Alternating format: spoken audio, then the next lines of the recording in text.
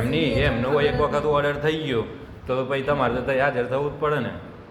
એનો હા તો શી ખબર શું થયું કે ઓર્ડર નીકળી ગયો એટલે એના 50 લીધા અને મારો ઓર્ડર હજુ નતો નીકળ્યો એટલે એમના 50,000 લઈ લીધા એટલે પછી તમે અહીં રહી ગયા. ના મારે 30,000 આપવા પડ્યા કેમ કે મારો ઓર્ડર નતો નીકળ્યો સાહેબ જોડે. એટલે સીડીએ જોને ચાલવા પડે ને 30,000 શી રૂપિયા. ખબર મેં તો ડાયરેક્ટ વાયા મોકલાવી દીધા. મારા જોડે આવ્યું એવું કે જો તમારા આ રીતના નોટિસ ને એવું આવ્યું છે વંદનાબેનની બદલી થઈ ગઈ છે તમારી થવાની છે. તો કે તમારે જો રોકાવી હોય સીડીએ જોડે જશે નામ તો 50,000 થશે ને વચ્ચેથી રોકાવી હોય તો 30,000 મેં 30,000 આપી દીધા.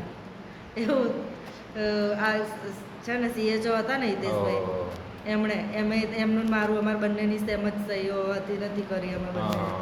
તો એમણે 30,000 આપ્યા મેં 30,000 આપ્યા. એમણે 30,000 આલ્યા એ પહેલા એપ્રિલ એમની સહી નહીં હોય એટલા. હા અમારા બંનેનું સરખું જ હતું જો એપ્રિલમાં.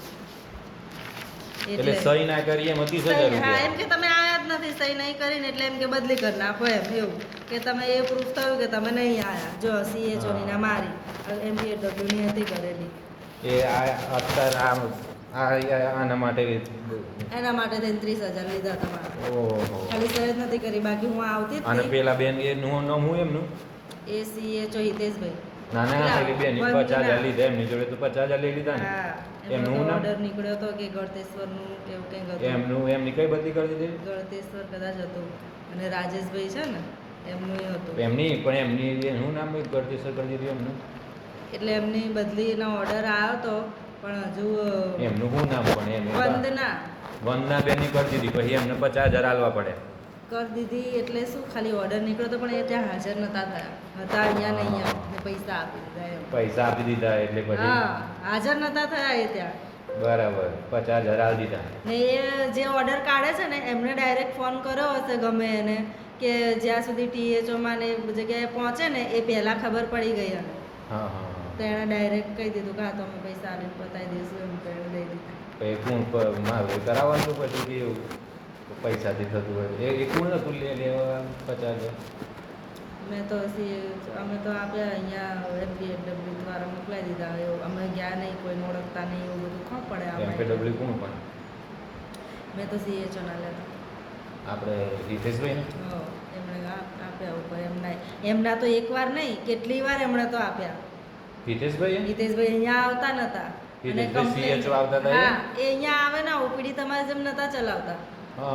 અને પછી વખત આલી દીધા પૈસા. હા કેટલી વાર આવી રીતે આવે ટીએચઓ ને હોય ના ફોન કરે તો કે હું લીંબાસી છું નામ છું તેમ છું રજીસ્ટર એમની પૈસા ટીએચઓ તો પૈસા ના લે ને સીડીએચઓ ખબર નહીં કોને આપ્યા એ અમને એવી તો ખબર નહીં પણ નોટિસો બહુ જ એમની આવે તો બદલી થવાની પૈસા તો સીડીએચઓ ને જ જાય ને એમને જતા હોય ને. તાર ભાઈ અને બદલી તો રોકાઈ તો તમારી રોકાઈએ તો સીડીએચઓ જ રોકીને પછી બદલી.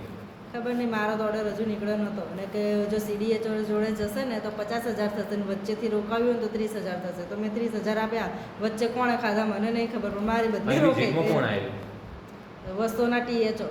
આ ટીએચઓ રજા પર હતા ને મહિનાની રજા મૂકી હતી ને બહાર ગયા હતા કેનેડા કેવે કંઈ તો વસ્તુના ટીએચઓને ચાર્જ આપ્યો તો વસ્તુના ટીએચઓ અહીંયા આવ્યા તો વસ્તુના ટીએચઓ સીડીએચઓ જોડે મળેલા હોય તો ભાઈ એવું કંઈ હશે એવું જ બની શકે ને તો રોકી શકે ને.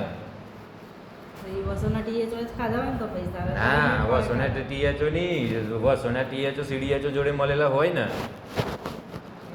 એવું જ હોય તારા તો બધું એવું તંત્ર હોય. હા તો વચ્ચેથી જ બદલી કે રોકાઈ એમ સીડીએચઓ વચ્ચેથી જ બદલી રોકાઈ દીધી એવું મારાથી હોત તો સારું હતું આપણે. તમારે શેના કારણે વિડીયોના કારણે બદલી? હા હું તમને બતાવું છું ને